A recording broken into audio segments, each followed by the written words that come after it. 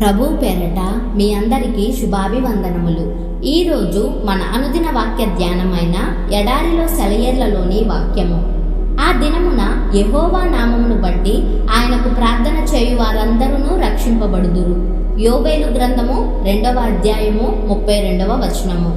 నా దేవుడు నేను చేసే అతి మెల్లని ఆర్తధ్వని కూడా ఆలకించేటంత దగ్గరగా ఉన్నప్పుడు నేను ప్రక్కింటి వాళ్ళ దగ్గరికి ఎందుకు పరిగెత్తాలి?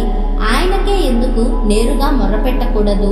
నాకై నేను కూర్చొని పథకాలు అంచనాలు వేసుకోవడం దేనికి?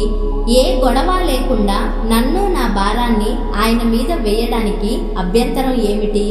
గమ్యం దగ్గరికి సరళ రేఖలో పరిగెత్తేవాడే సరైన పందెగాడు.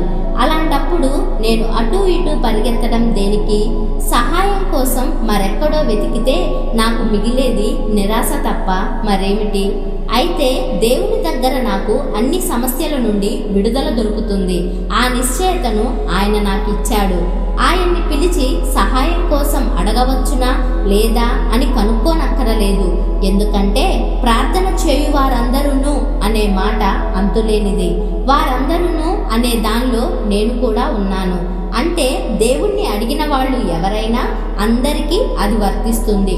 ఈ వాగ్దానాన్ని బట్టి ఇంత పెద్ద వాగ్దానం చేసిన మహిమగల దేవునికి వెంటనే ప్రార్థన చేసి సహాయం అర్థిస్తాను. నాకు క్షణాల మీద సహాయం అందాలి. ఎలా అందుతుందో నాకైతే అర్థం కావడం లేదు. అయితే అది నాకు అనవసరం. వాగ్దానం చేసిన వాడే దాన్ని నిలబెట్టుకునేందుకు మార్గాలు పద్ధతులు ఆలోచించుకుంటాడు.